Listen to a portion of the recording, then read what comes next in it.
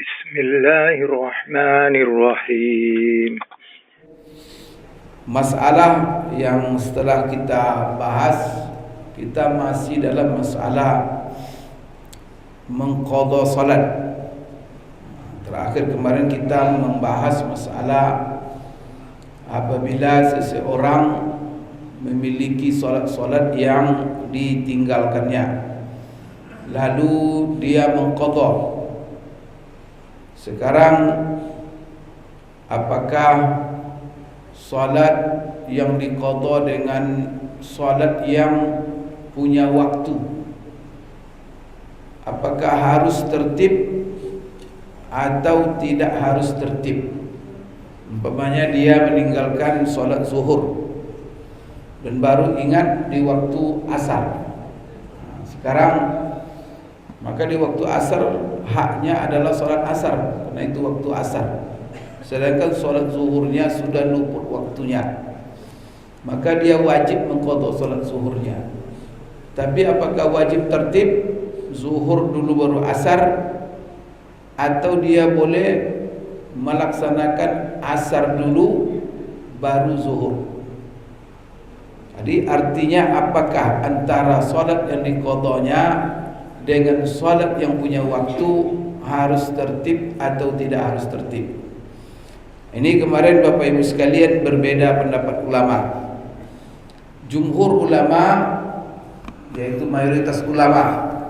Di sini di antara ulama yang 4 ada 3 mazhab: Hanafi, Maliki, Hambali. Mereka mengatakan bahwa tertib antara solat yang ditinggalkan dengan solat yang punya waktu itu hukumnya wajib.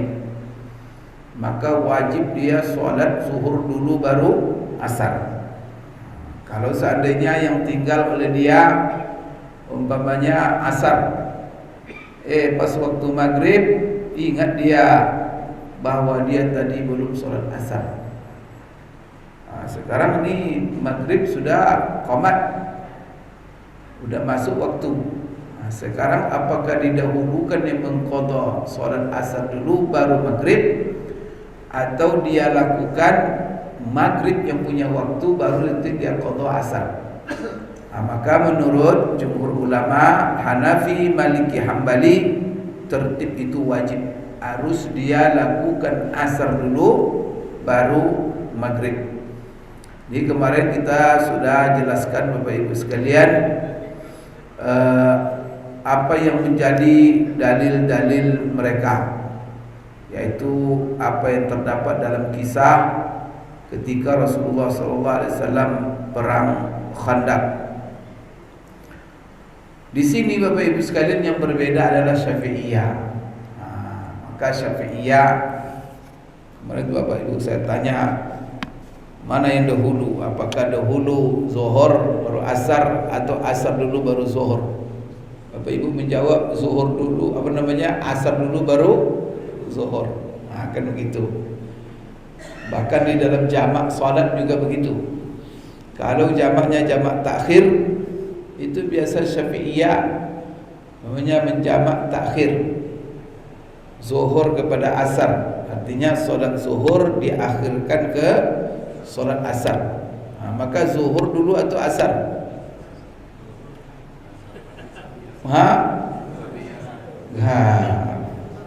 Ibu sekalian, ini masalah ini mirip dengan masalah qadha. Maka menurut jumhur ulama, jamak takhir, jamak takdim itu harus tertib. Kalau seandainya dia jamak takdim, dilakukannya solat asar di waktu zuhur, maka ini sepakat ulama. Ijma ulama mengatakan kalau dia jamak takdim harus zuhur dulu baru asar. Tapi kalau dia lakukan jamak takhir, apakah asar dulu baru zuhur atau zuhur dulu baru asar? Menurut jumhur, di antara Imam Ahmad mengatakan harus, tapi kalau ini Hanafi tidak masuk, yaitu harus dia lakukan zuhur dulu baru asar jamak takhir. Tapi kalau Syafi'iyah boleh kedua-duanya. boleh asar dulu baru zuhur, boleh juga zuhur dulu baru asar. Jadi tapi kebanyakan yang diamalkan yaitu dilakukannya asar dulu baru zuhur. Padahal sebenarnya Bapak Ibu afdalnya tertib, ya, zuhur dulu baru asar. Cuman kadang-kadang apa jadi alasannya? Karena yang punya waktu dulu. Begitu juga masalah qada ini. Maka qada kalau dia lupa salat zuhur, dia qada di waktu asar. Sekarang asar dulu atau zuhur? Menurut Syafi'iyah boleh dia melakukan asar dulu, setelah itu baru solat zuhur. Menurut jumhur tidak boleh dan tidak sah. Kalau seandainya dilakukannya asar dulu, itu baru zuhur, maka diulangnya itu. Diulangnya maksudnya apa? Dia solat asar dulu itu zuhur, maka apa? Dibatalkannya solat asarnya itu, solat zuhur dulu kemudian baru asar. Ini menurut jumhur ulama. Pagi ini kita akan membahas masalah Bapak Ibu sekalian, apa hukumnya mengqadha solat ini? Apakah sifatnya segera atau boleh ditunda? Ini barang siapa yang ingat dia bahwa dia meninggalkan solat fardu yang 5, apakah dia harus segera mengqadhanya atau bisa dia tunda? Kalau dalam bahasa usul fikihnya apakah wajib dia mengqadha 'alal faur atau yajuzu 'alat tarahi? Tarahi itu dia tunda.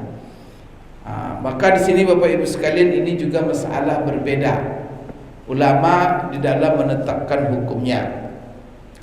Baik, di sini zahabal Malikiyah wal Hanabilah. Imam Malik ataupun ulama-ulama Malikiyah dan Hanabilah mengatakan bahwa orang yang meninggalkan satu solat fa innahu yajibu alaihi qada'uha fauran. Maka apabila dia ingat dan dia sadar, maka wajib segera dia mengqadhanya. Ini namanya dia tertidur, atau dia lupa, atau dia tidak tahu. Sekarang bagaimana?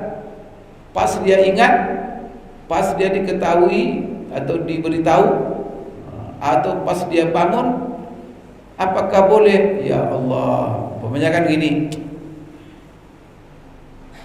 tidur dia malam ini, tidur pagi tidak dengar azan, kemudian jam bekernya juga tidak hidup, tak ada boleh membangunkan. Tiba-tiba jam 10 baru bangun. Sekarang kan luput solat zuhur itu, solat subuh. Sekarang apakah dia pas bangun itu harus dia laksanakan, atau dia boleh olahraga dulu? Pergi dia olahraga atau pergi belanja dulu, nantilah kena.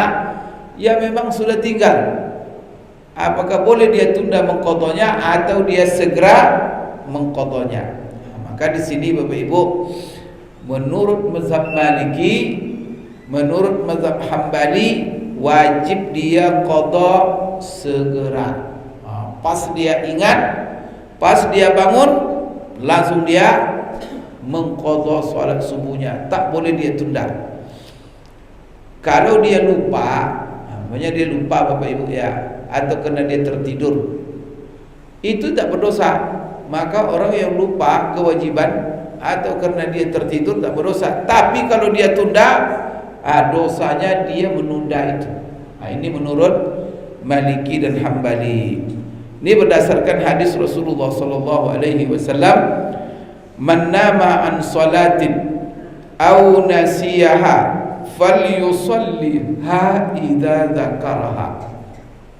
Barang siapa yang tertidur sehingga dia tak solat, au nasiyaha, lupa karena sibuk, tak ingat sehingga lupa solat, apa kata Rasulullah sallallahu alaihi wasallam? Falyusalliha idza dzakaraha, maka hendaklah dia solat ketika dia ingat dan ketika dia bangun. Cuma di sini Bapak Ibu, segera di sini bagaimana nih Pak Ustaz? Apa yang dimaksud segera oleh mereka ulama-ulama itu? Karena kadang-kadang Bapak Ibu sekalian, dia ingat bahwa dia melupakan solat dalam kondisi yang kadang-kadang dalam kondisi bekerja, dalam kondisi rapat, dalam kondisi kadang-kadang menangani operasi. Ini dokter, dia sedang mau operasi orang, ingat dia sedang mau operasi orang itu bahwa dia tadi belum solat subuh atau belum solat zuhur atau kemana. Maka Bapak Ibu, apakah dia harus tinggalkan operasi itu? Kalau dia tinggalkan, mati orang. Tapi kalau dia tidak tinggalkan, sekarang dia punya utang solat yang harus segera dia lakukan.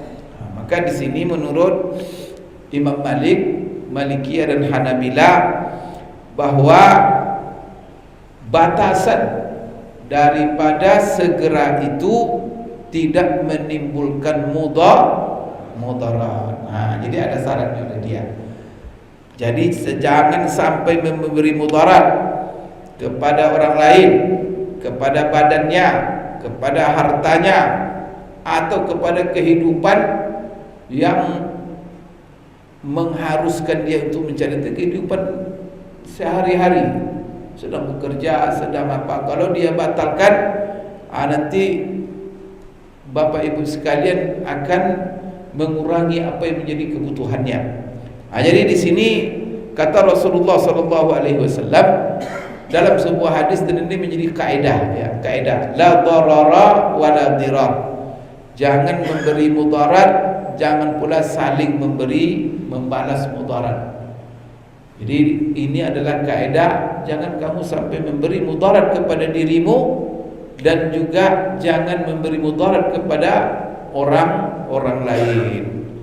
Ini hadis ini kaidah umum dalam seluruh masalah yang kita hadapi. Kemudian juga Allah berfirman dalam Al-Quran, yuridullahu bikumul yusra wa la yuridu bikumul usra. Oleh karena itu Bapak Ibu sekalian, juga di sini mereka mengatakan boleh mentakhir solat yang luput itu kerana ada tujuan yang benar. Ini kalau tujuannya adalah untuk maslahat solat itu. Umpamanya dia mentakhir solat yang diqadanya itu kerana menunggu teman. Jadi dia takhir, ingat rupanya yang tinggal solat subuh itu bukan dia saja. Dia mungkin ada acara, tiba-tiba Bapak Ibu sekalian subuh luput, terbangun jam 8. Kawan-kawan semuanya terbangun tertidur di kamar itu. Tentu yang mengqadha salat bukan dia sendiri. Dia sekarang terbangun. Tapi terbangun lebih dahulu. Apakah dia mengqadha salat? Apa dia boleh menunggu kawan-kawannya itu untuk supaya bisa berjamaah? Itu artinya dia mentakhir qadha salatnya kerana tujuan untuk mendapatkan salat berjamaah. Maka di sini Malikiyah dan Hambali fatwanya, kalau seandainya dia takhir untuk tujuan yang benar, tujuan untuk maslahat salat itu sendiri seperti berjamaah, maka itu dibolehkan. Ini berdasarkan Bapak Ibu sekalian hadis yang mana Rasulullah SAW, hadis ini sering kita jelaskan kisahnya, bahwa Rasulullah SAW ini untuk maslahat. Pernah dalam satu perjalanan, maka mereka singgah ataupun berhenti di satu lapangan di Sahra, karena di sana Sahra, padang pasir. Lalu berhenti Rasulullah SAW di situ dengan sahabat-sahabatnya, kemudian mereka tidur karena itu malam. Kemudian Rasulullah sudah siapkan siapa yang tukang bangunkan dan jam berapa bangun waktu subuh nanti. Tapi apa yang terjadi Bapak Ibu sekalian? Yang ditugaskan Rasulullah SAW untuk membangunkan, dia sendiri tertidur. Semua orang tertidur. Sehingga sahabat yang hadir ketika itu dia menceritakan, dan di sini ada dalam Sahih Bukhari, dalam Sahih Muslim, muttafaqun alaih. Jadi diceritakan oleh sahabat, baru kami bangun, dibangunkan kami oleh terik matahari. Pas matahari sudah naik dan kami sudah disorot oleh matahari, baru terbangun. Ketika terbangun sudah pagi. Sudah waktu Bapak Ibu, waktu duha sudah. Lalu apa yang dilakukan oleh Rasulullah sallallahu alaihi wasallam? Tahawwalu min makanihim thumma shalla bihimus subha. Jadi tidak langsung Rasulullah SAW pas terbangun dia langsung salat. Tapi apa kata Rasulullah pertama? Pertama kata Rasulullah SAW, ayo kita tinggalkan tempat ini dulu. Maka berangkatlah Rasulullah meninggalkan tempat itu. Setelah itu ada yang berwudu, ada yang Rasulullah suruh azan, Rasulullah suruh qamat. Maka tidak disuruh oleh Rasulullah SAW masing-masing mengqadha. Maka kan lama waktunya itu. Jadi pertama berpindah Rasulullah di tempat itu. Berarti ini tempat tidak baik ini. Sampai semua orang-orang di sana tertidur. Kita pindah. Setelah itu tentu mereka ada yang berwudu, ada yang semuanya ditunggu. Mereka menunggu lalu salat berjamaah. Jadi Bapak Ibu sekalian, ini juga pelajaran bahwa kalau kita ada meninggalkan solat, rupanya ada pula orang yang meninggalkan solat yang sama dengan kita. Maka apakah sendiri kita atau tetap disunatkan berjamaah? Maka tetap berjamaah walaupun itu qadha solat. Berarti saking pentingnya berjamaah itu, mengqadha solat pun boleh ditunda qadha salat untuk mendapatkan jamaah. Atau begitu tuh Bapak Ibu sekalian. Tapi ini adalah menurut Hanafi dan yang cepat ini segera ini menurut Maliki dengan Hambali. Sekarang bagaimana menurut Imam Syafi'i? Ini Syafi'iyah ya mazhab kita. Wa ma Syafi'iyah faqala an-Nawawi man lazimahu salatun fafatathu lazimahu qada'uha sawa'un fatat bi'uzrin aw bighairihi fa in kana fawatuha bi'uzrin kana qada'uha 'ala at-tarahi wa yustahabbu an yaqdiha 'ala al-fawri wa in fawataha bila uzrin fawajhani asahuhuma annahu yustahabbul qada' al-furi wa yajuzu at-ta'khir. Baik Bapak Ibu sekalian, apa artinya ini? Menurut Syafi'iyah sebagaimana dikatakan oleh Imam An-Nawawi. Imam Nawawi mengatakan, siapa yang meninggalkan salat fardu, maka pertama sekali hukumnya apa? Wajib dia qadha. Lazimahu qada'uha. Apakah itu ditinggalkannya karena uzur atau tidak karena uzur? Artinya apa?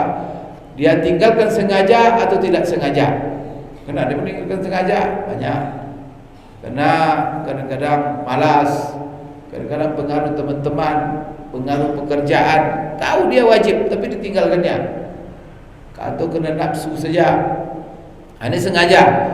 Atau karena uzur. Uzur tadi karena tertidur, karena lupa, dan uzur lainnya. Jadi apabila ditinggalkannya salat yang fardu itu karena uzur, wajib dia qadha. Cuman qadhanya apa? Kana qada'uha 'ala tarahi. Ini Syafi'iyah ini. Jadi dia mengqadha, wajib mengqadha, cuman qadhanya itu tidak harus segera. Maka boleh ditunda. Ini Bapak Ibu ya, mazhab Syafi'iyah ini. Maka mazhab Syafi'iyah di sini agak lapang. Tapi kalau Malikiyah, Hanabilah enggak.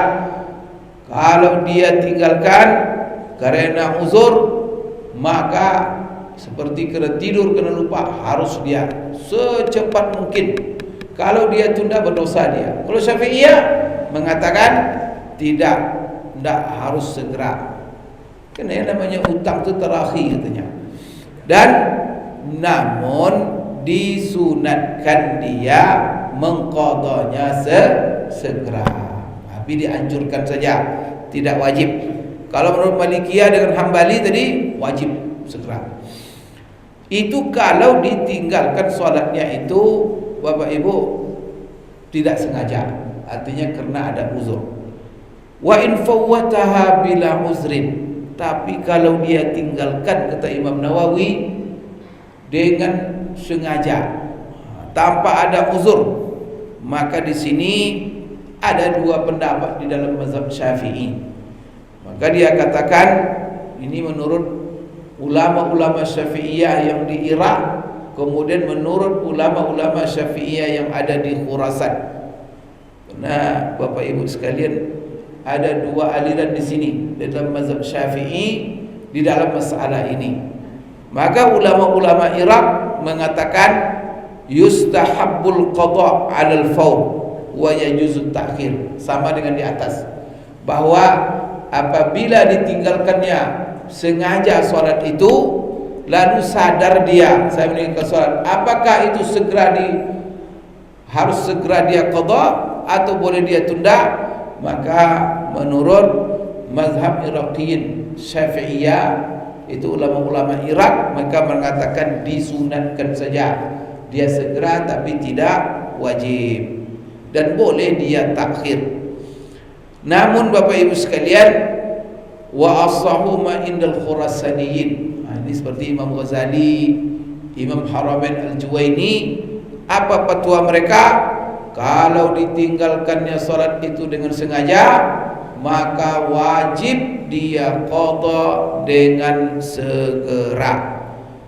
Inilah yang dikatakan oleh Imam Nawawi, hadza huwa sahih, inilah pendapat yang benar.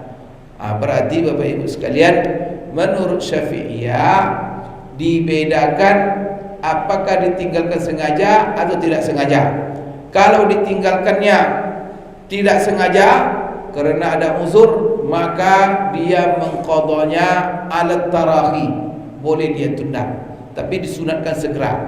Tapi kalau dia tinggalkan dengan sengaja, maka ketika dia sadar, maka wajib segera dia qada dan tak boleh dia tunda.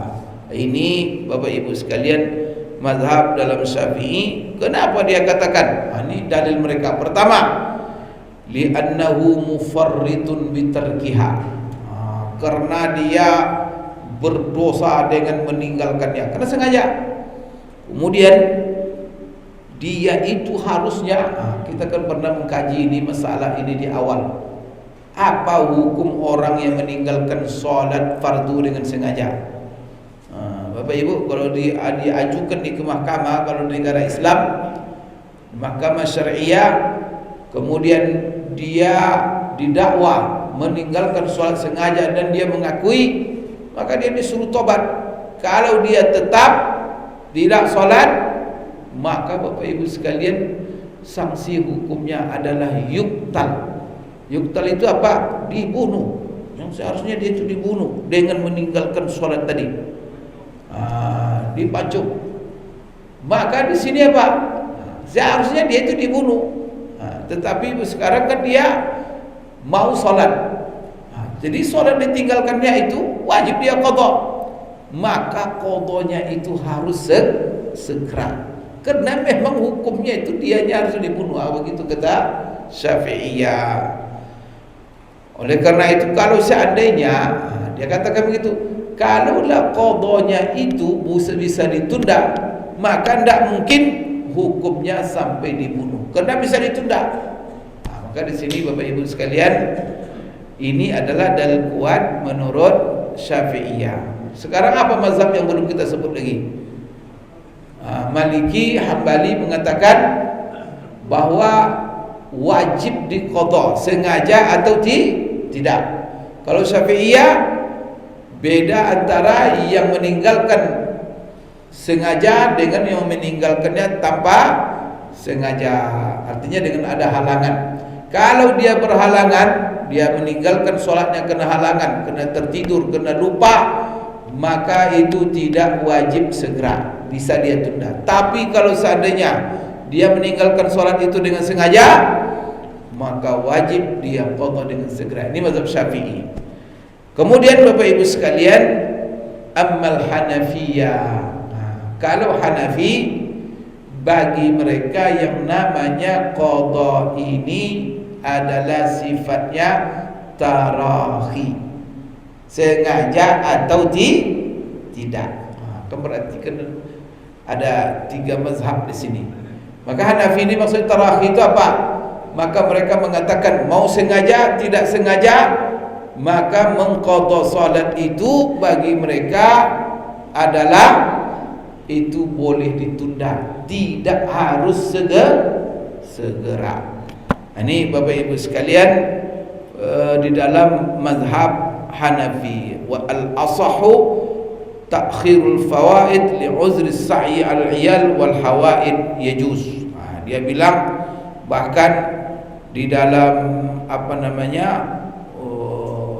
riwayat dari Imam Abu Hanifah, apalagi kalau seseorang karena ada usaha, karena ada pekerjaan untuk mencari nafkah untuk keluarganya atau kebutuhan-kebutuhan lain, tidak ada masalah, boleh dia mengqadhanya secara ditunda. Baik Bapak Ibu sekalian,